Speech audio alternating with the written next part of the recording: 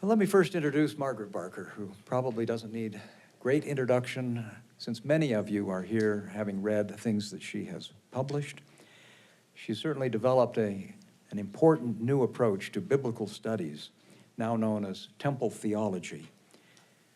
She's had close connections with LDS temple studies and with our programs here for temple studies in Utah. She read theology at Cambridge University and then went on to pursue her academic interests as an independent scholar, but also as a Methodist minister and a trainer for those going into the circuit preaching within the Methodist, what's it called, Margaret? A stake? Probably not. No, certainly not. Connection is our word. Connection. But within the circuit, there in the Methodist congregations where she lives in near Derby, England. She was elected president of the Society for the Study of for Old Testament Studies in 1998, and so far has written 17 books with more on the way. One of the interesting things about her scholarship is that the books build sequentially, one after another. So be sure to read all of the previous ones before you pick up number 18. This work has led her especially to be interested in interfaith studies involving the environment. She's been on a very important international symposium that's been running since 1967, over 20 years, on religion, science, and the environment. In 2008, she was awarded a Doctor of Divinity degree by the Archbishop of Canterbury in special recognition for her significant contributions, particularly regarding the New Testament. She's a mother and grandmother and a wonderful wife. And she was involved for over 30 years in a lot of humanitarian service to women in need of shelter. Personally, Margaret is wonderful, engaging, open to all kinds of insightful new ideas, and always brimming with what's up with the latest. And Margaret, we look forward to hearing your overview and your presentation on theology and the environment. Her title is Creation Theology in the Bible.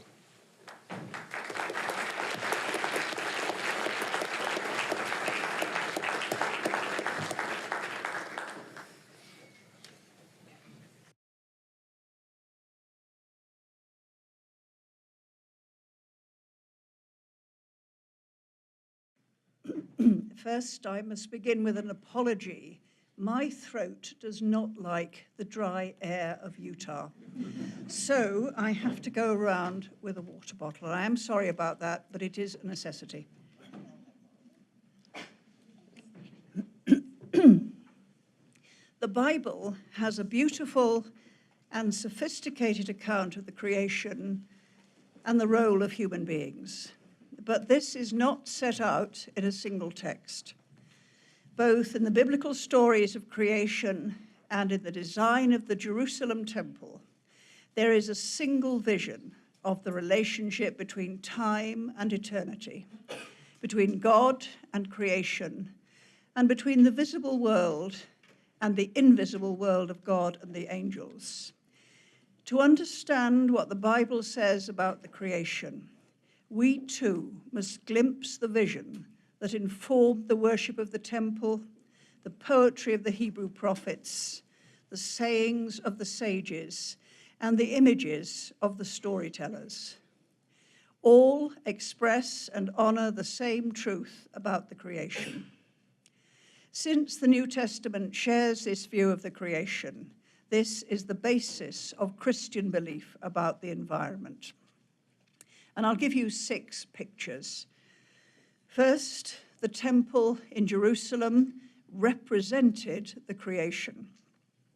The Genesis story of the 6 days of creation also described the ceremonial building of the tabernacle described in Exodus 40. Each stage in the building of the temple corresponded to one of the days of the creation. The later temple was a larger version of the tabernacle built in stone. It was in two parts, divided by the great curtain which represented matter. This was woven from 4 colors to represent the 4 elements. White represented the earth, blue, the air, red, the fire, and purple, the water. The outer area of the temple represented the visible material world. The inner part was the Holy of Holies, the invisible world of the glory of God and the angels. The curtain represented matter concealing the glory of God from human eyes. But the Holy of Holies in the heart of the temple showed that God was at the heart of the creation. All temple worship concerned the relationship of the creation to God, praise, thanksgiving, asking for forgiveness. And the whole of the visible world was thought to be a temple where human beings were the priests. Adam, that name simply means a human being, was put into Eden to serve it and to preserve it. These were 2 Hebrew words which also meant to lead the worship in the temple and to preserve the teachings. Adam was the first high priest, showing that the role of the human being was to lead the praises of creation offered to the Creator. Adam is often described nowadays as the steward of creation, but that is not a biblical image. It's a very Protestant business image. Adam was the high priest. After 6 days, God rested on the 7th, the Sabbath, showing that when the creation was complete and very good, nothing more was made. The goal of creation was not more and more, but sufficiency, completion, and rest. We can see from John's Gospel, when Jesus healed the man at the pool of Bethsaida, that he was working with his Father on the 6th day towards the state when everything would be very good. Creation was not yet completed, and Jesus was engaged with his Father on that task. This is John chapter 5. The second picture, the whole creation, heaven and earth, was bound together in a network of bonds known as the Eternal Covenant, where eternal means the timeless but constant presence of God, and the Eternal Covenant joined all things to this timeless state. This was the covenant that God made with Noah, and its sign was the rainbow. It was also known as the covenant of peace, where peace translates the Hebrew word shalom, and that means more than just peace. It means wholeness, integrity, everything as God intended it to be.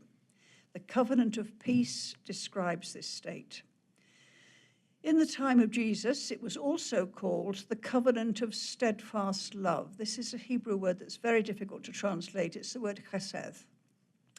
The prophet Hosea showed that this covenant was first given to Adam, but he broke it, and his people had done the same ever since. And then quoting from Hosea chapter 6, I desire love and the knowledge of God. But like Adam, they transgressed the covenant. For Adam, the result of losing this relationship, the result was losing his relationship with the fruitful land. Cursed is the soil because of you. Jesus said that keeping this covenant was the sign of being his disciple. John chapter 13, by this all people will know that you are my disciples if you have love one for another. Everything, the visible natural world, human society, and the invisible world of the angels was part of this one system created by God. The bonds of chesed, loving kindness, held everything together, and joined the visible world to God at its center.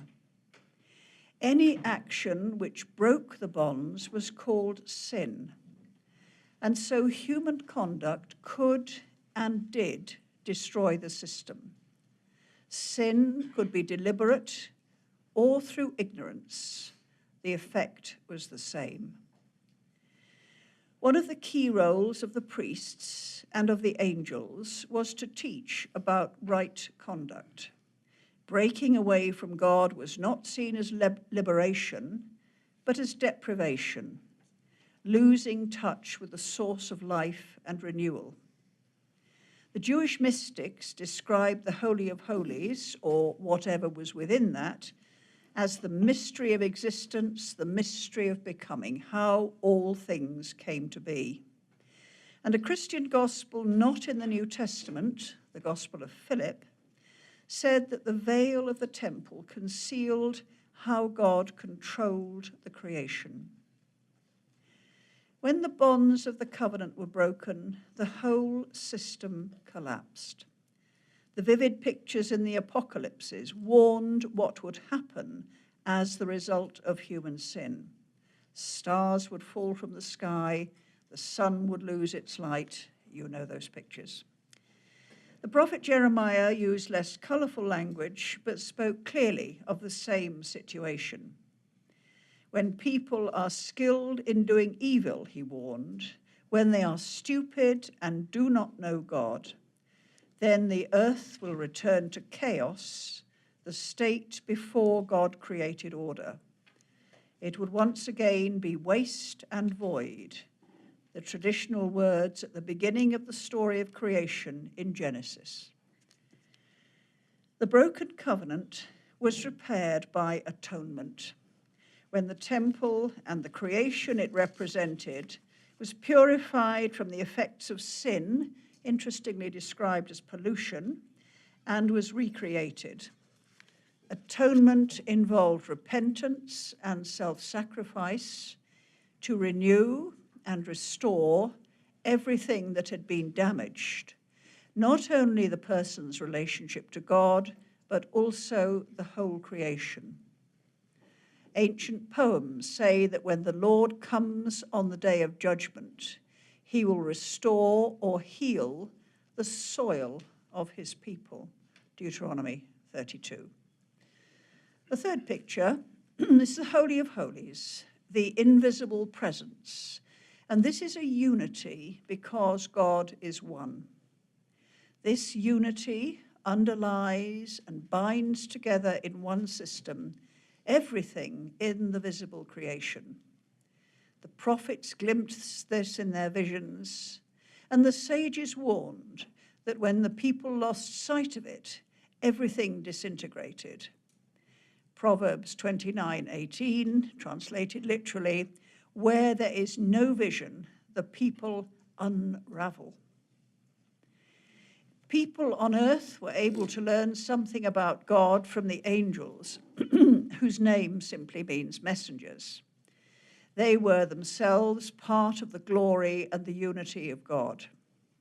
The song of the angels symbolized the harmony of all creation centered on God.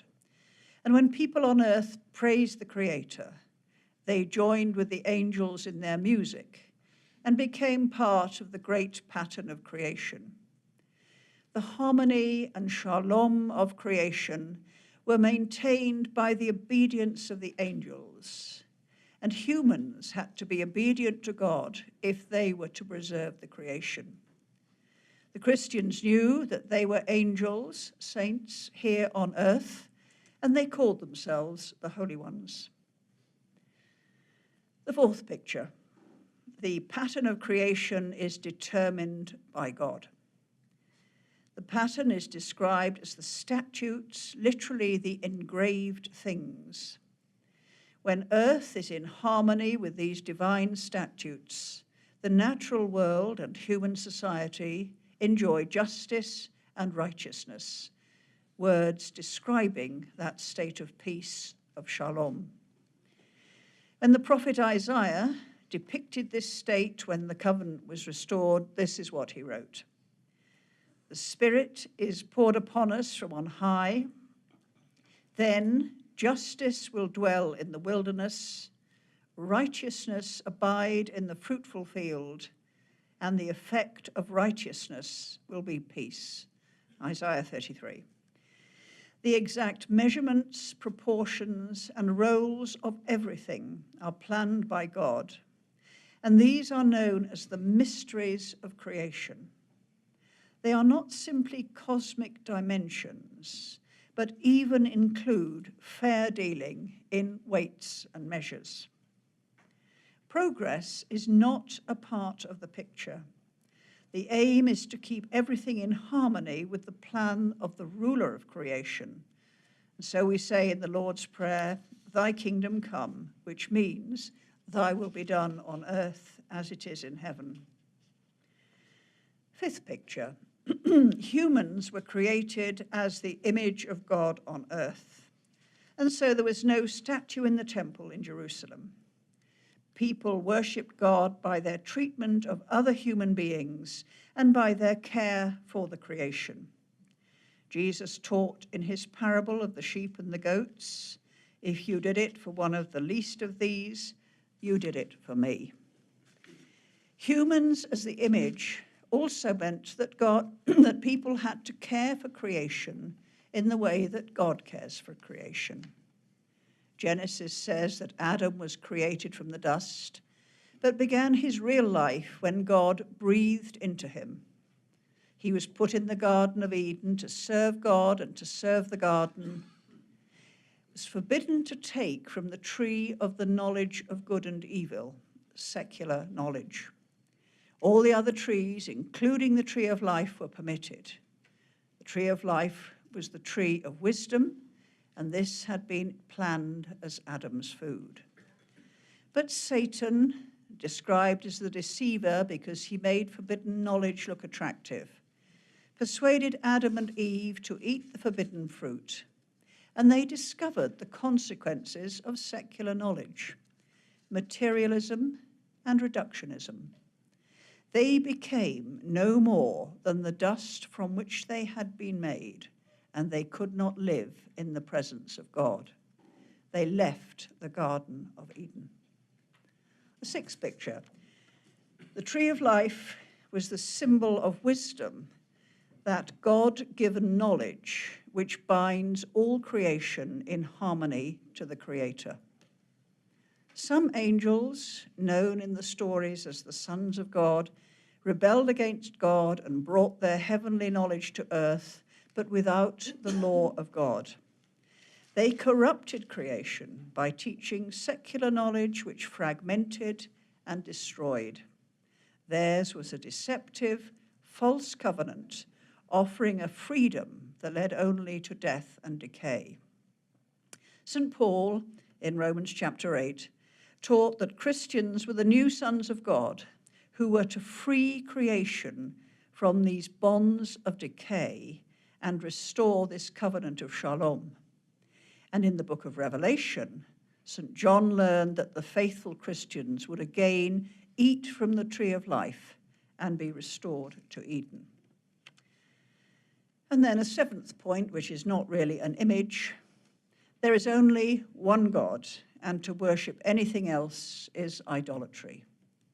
An idol is anything man-made, not just a statue. It can be an economic or a political system. Today, the market or the state is all too often worshipped as a god. Idolatry gives a false center to the creation, which warps and distorts the whole system. The second of the Ten Commandments warns that idolatry results in iniquity, and this Hebrew word is actually, it implies distortion. Idolatry results in iniquity, which affects several generations. And so the gist of the second commandment is, the Lord brings the distortions of the fathers upon the children to the third and fourth generation. In his great vision of the day of judgment, in the middle of the book of Revelation, St. John heard heavenly voices proclaiming the kingdom on earth. the time for destroying the destroyers of the earth. This aspect of the kingdom is too often neglected. And then St. John saw the archangel Michael and his angels fighting against Satan, the deceiver of the whole world.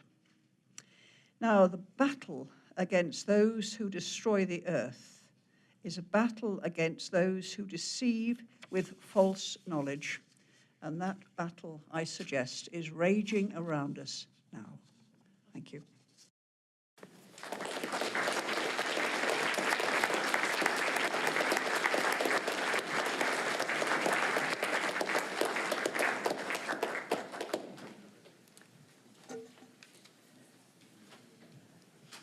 Thank you, Margaret. That is certainly a wonderful outline for us to begin with as we think about how the world was created and why, and what we can do to preserve the creation as it was intended to be.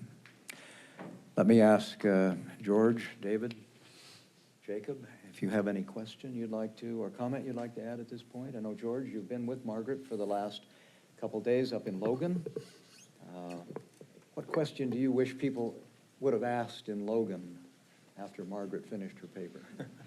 Well, there was a question asked that I wouldn't mind asking again, actually, because I think it's such a rich topic, and there was some follow-up conversation about it. But the distinction between stewardship, Adam as a steward and Adam as a high priest, I think, and I think you even implied that could take all day to explain.